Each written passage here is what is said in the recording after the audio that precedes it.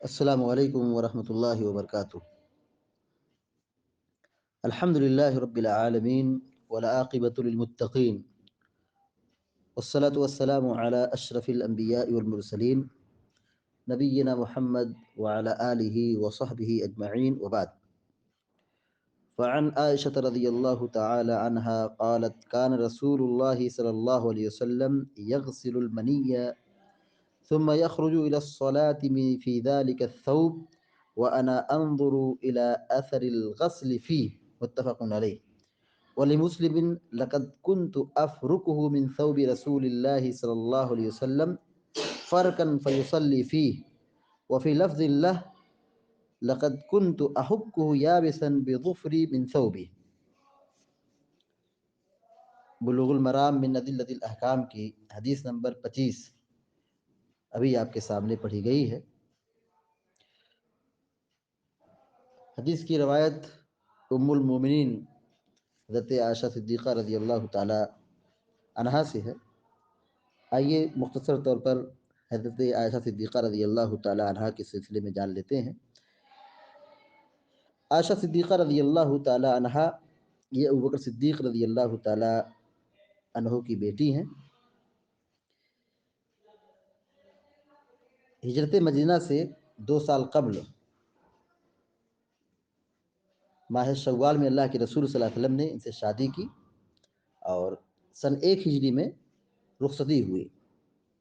جب ان کی رخصتی ہوئی تھی تو حضرت عائشہ صدیقہ رضی اللہ تعالی عنہ کی عمر 9 سال تھی اور اس وقت یہ بالغہ تھی۔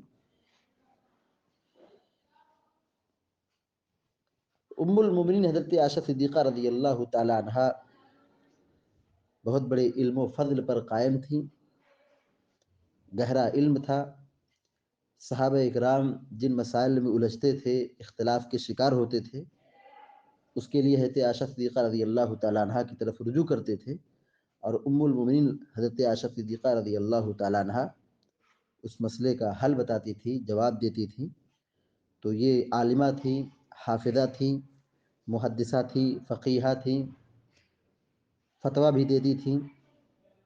ان سے تقریباً 2210 حدیثیں مروی ہیں۔ سن 58 یا 57 ہجری میں 17 رمضان کو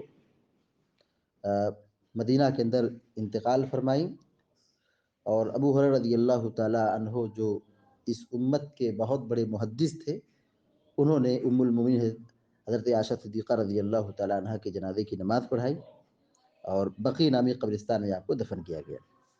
یہ مختصر معلومات ام المومنین حضرت عائشہ صدیقہ رضی اللہ تعالی عنہ کے حوالے سے تھا۔ اب آئیے حدیث کی طرف۔ ام المومنین حضرت عائشہ صدیقہ رضی اللہ تعالی عنہ فرماتی ہیں کہ کان رسول اللہ صلی اللہ علیہ وسلم یغسل المنی، یغسل کا معنی ہوگا دھونا۔ کان رسول اللہ صلی اللہ علیہ وسلم یغسل، اللہ کے رسول صلی اللہ علیہ وسلم دھلتے تھے۔ المنی، منی کے معنی منی۔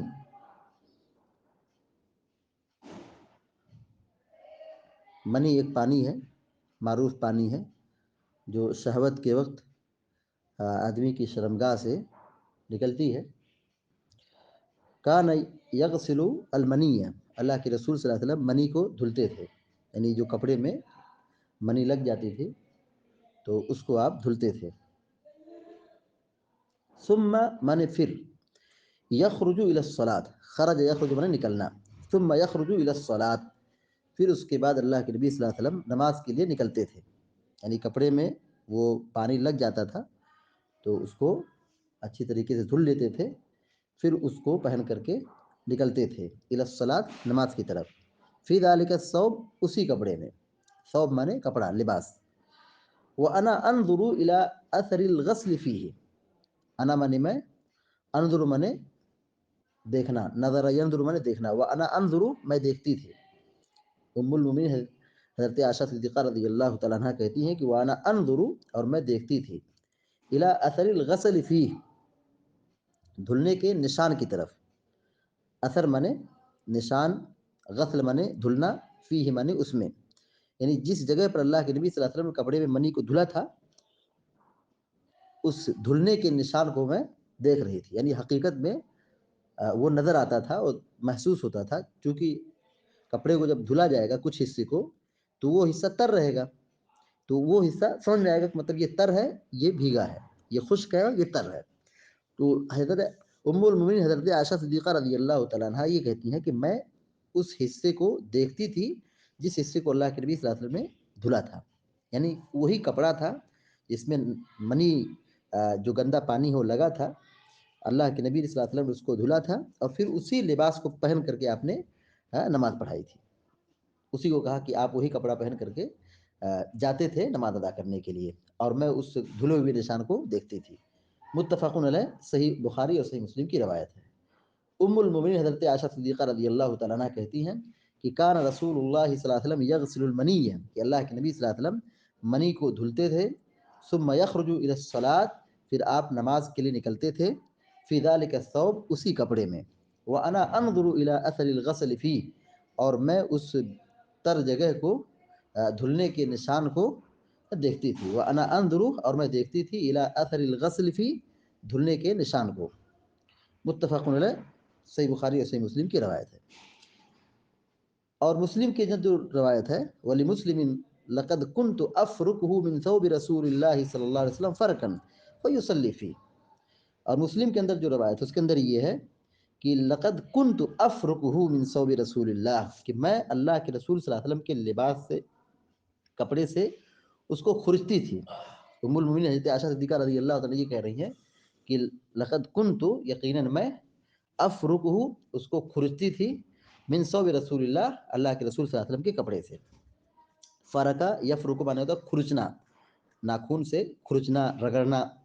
لقد كنت افركه، افركه میں کھرچتی تھی، صاف کرتی تھی، من ثوب رسول اللہ، ثوب مانے کپڑا، رسول اللہ صلی اللہ علیہ وسلم کے کپڑے سے، فرقاً کھرچنا، میں اللہ کے رسول صلی اللہ علیہ وسلم کے کپڑے سے منی کو کھرچ دیا کرتی تھی۔ فیصلی فی، پھر آپ اسی کپڑے میں نماز پڑھتے تھے، یعنی جب منی خشک ہو جاتی تھی تو آپ صلی اللہ علیہ وسلم اس کو ناخن سے، ہاتھ سے کھرچ، ام المومنین حضرت عائشہ صدیقہ رضی اللہ تعالیٰ عنہ اس کو صاف کر دیتی، کھرچ دیتی تھی، اور پھر آپ اسی لباس میں نماز ادا کرتے تھے۔ اس کا مطلب یہ نکلا کہ جس لباس میں یہ منی لگ جائے اس کو اگر دھل دیا جائے یہ بھی صحیح ہے، اور اگر اس کو چھوڑ دیا جائے اور جب وہ خشک ہو جائے تو ناخن وغیرہ سے، انگلی وغیرہ سے کھرچ دیا جائے، مل دیا جائے، مسل دیا جائے، نکال دیا جائے، تو اس سے بھی کام چلایا جا سکتا ہے، یعنی اس پہ بھی نماز وغیرہ پڑھ سکتے ہیں، کوئی حرج نہیں ہے۔ اور اسی سے علماء نے یہ استنباط کیا ہے کہ آپ صلی اللہ علیہ وسلم نے اس منی کو باقی رکھا یہاں تک کہ وہ منی سوکھ گئی، تو اس سے یہ سبق ملتا ہے کہ منی ناپاک نہیں ہے۔ اگر منی ناپاک ہوتی تو آپ اس کو باقی نہیں چھوڑتے بلکہ اس کو دھل دیتے۔ یہاں آپ نے منی کو کپڑے میں باقی رکھا، چھوڑ دیا، یہاں تک کہ وہ تر منی خشک ہو گئی، پھر اس کے بعد ناخن سے اس کو ہاتھ سے ام المومنین حضرت عائشہ صدیقہ رضی اللہ تعالیٰ عنہ نے رگڑ دیا، کھینچ دیا، نکال دیا۔ وفی لفظ اللہ، اور مسلم کے ہی الفاظ میں سے ایک لفظ یہ بھی ہے، لقد كنت احکه یابسا بظفری من ثوبی، لقد كنت احک، حق کا یحک مانے رگڑنا، حق کا یحک مانے رگڑنا، احکه میں اس کو رگڑ دیتی تھی۔ حضرت عائشہ صدیقہ رضی اللہ تعالیٰ کہہ رہے ہیں کہ لقد كنت احکه، میں اس کو رگڑتی تھی، یابسن، خشکی کی حالت میں، یعنی جب منی خشک ہو جاتی تھی تو میں اس کو رگڑ دیتی تھی، بظفری، ظفر مانے ناخون، اپنے ناخون سے، من ثوب ہی، آپ کے کپڑے میں سے، یعنی آپ کے کپڑے میں جو منی لگتی تھی اسی منی کو میں اپنے ناخن سے کھرچ دیتی تھی۔ لقد كنت احکه، میں اس کو اپنے ناخن سے کھرچ دیتی تھی، یابسن، خشکی کی حالت میں، یعنی جب وہ منی سوکھ جاتی تھی، خشک ہو جاتی تھی تو میں اس کو رگڑ دیتی تھی، بظفری، اپنے ناخون سے، ظفر مانے ناخون، اپنے ناخون سے اس کو رگڑ دیتی تھی، من ثوب ہی، آپ صلی اللہ علیہ وسلم کے کپڑے میں سے، نبی صلی اللہ علیہ وسلم کا جو لباس تھا، کپڑا تھا، جو ازار تھی جس میں یہ گندگی اور یہ منی لگ جاتی تھی، تو اس کو میں خشک ہونے کے بعد، سوکھنے کے بعد اپنے ناخن سے کھرچ دیتی تھی، رگڑ دیتی تھی۔ یہ ام المومنین حضرت عائشہ صدیقہ رضی اللہ تعالیٰ عنہ بیان فرما رہی ہیں۔ اس روایت کا مطلب یہ ہے کہ انسان کے جسم سے، شرمگاہ کے راستے سے ایک پانی نکلتا ہے، ایک مادہ نکلتا ہے جس کو منی کہتے ہیں، اور یہ شہوت کے وقت نکلتا ہے، یا پھر عورت سے ہم بستری کرنے کے وقت، یا پھر آدمی روز سو جائے، خواب میں جو کچھ انسان دیکھتا ہے، نوجوان دیکھتا ہے، اور اس وقت شہوت کے ساتھ منی کا خروج ہو جائے تو یہ معروف مادہ ہے، معروف پانی ہے، تو یہ پانی جب نکلتا ہے تو آدمی پر غسل واجب ہو جاتا ہے۔ اب یہ کپڑے میں لگ جائے، کپڑے میں لگ جائے تو اس کو صاف کرنے کا دو طریقہ ہے، یا تو تر ہے اس کو جا کر کے پانی سے اچھی طریقے سے دھل دیا جائے، ایک چیز ہوگی، اور اگر اس کو چھوڑ دیا جائے یہاں تک کہ وہ خشک ہو جائے تو پانی کے بغیر صرف ناخن سے کھرچ دیا جائے تو بھی کپڑا کیا ہوگا؟ صاف رہے گا، کیونکہ منی ناپاک نہیں ہے۔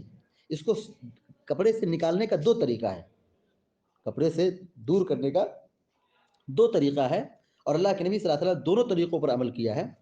تر ہے تو آپ نے دھل دیا ہے، چھوڑ دیا خشک ہو گئی تو آپ صلی اللہ علیہ وسلم کی بیوی ام المومنین حضرت عائشہ صدیقہ رضی اللہ تعالی عنہا نے اپنے ناخن سے اس کو کھرچ دیا ہے، رگڑ دیا ہے، تو یہ دونوں طریقہ جائز اور درست ہے۔ حدیث کو دیکھیے پھر سے کہ حضرت عائشہ صدیقہ رضی اللہ تعالی عنہا کہتی ہیں کہ اللہ کے رسول صلی اللہ علیہ وسلم یغسل المنی، آپ منی کو دھلتے تھے، ثم یخرج الی الصلاۃ، پھر آپ نماز کی طرف نکلتے تھے، فی ذلک الثوب، اسی کپڑے میں، وانا انظر الی اثر الغسل فی، اور میں کپڑے میں دھلے ہوئے نشان کو دیکھتی تھی، یعنی اپنی آنکھ سے دیکھتی تھی، یعنی وہ دھلا ہوا حصہ نظر آتا تھا، یعنی حقیقت میں ایسا تھا۔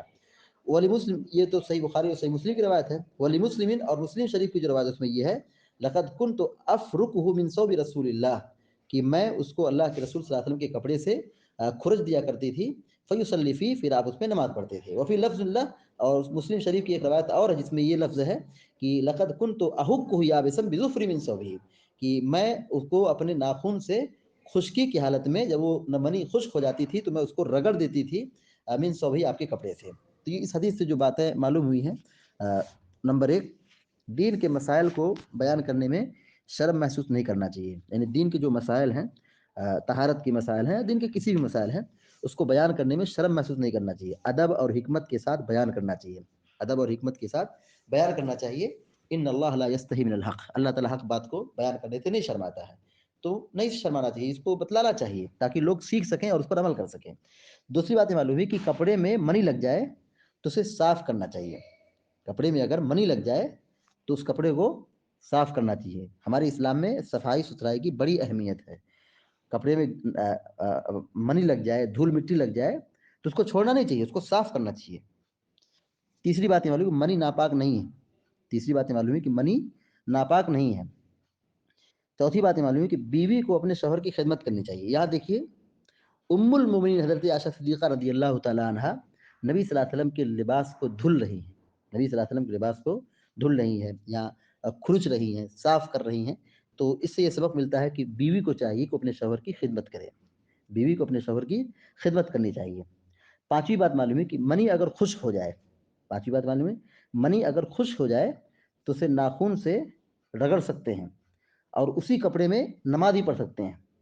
منی اگر خشک ہو جائے تو ناخن سے کھرچ سکتے ہیں، رگڑ سکتے ہیں اور کپڑے سے نکال سکتے ہیں اور اسی کپڑے میں نماز بھی پڑھ سکتے ہیں، لیکن دھلنا زیادہ بہتر ہے، لیکن دھلنا یہ زیادہ صفائی ہے، زیادہ بہتر ہے، لیکن جائز دونوں ہیں۔ چھٹی بات یہ معلوم ہے کہ نبی صلی اللہ علیہ وسلم کے پاس بہت زیادہ کپڑے نہیں رہتے تھے، نبی صلی اللہ علیہ وسلم کے پاس بہت زیادہ کپڑے نہیں رہتے۔ دیکھیے یہاں آپ نے کپڑے کو صاف کیا اور اسی کپڑے کو پہن کر کے اللہ کے نبی صلی اللہ علیہ وسلم نے نماز پڑھی ہے، تو وہ حصہ تر تھا، وہ کپڑا کیا تھا؟ بھیگا تھا۔ اس سے معلوم ہوتا ہے کہ نبی صلی اللہ علیہ وسلم کے پاس بہت زیادہ کپڑے نہیں رہتے تھے۔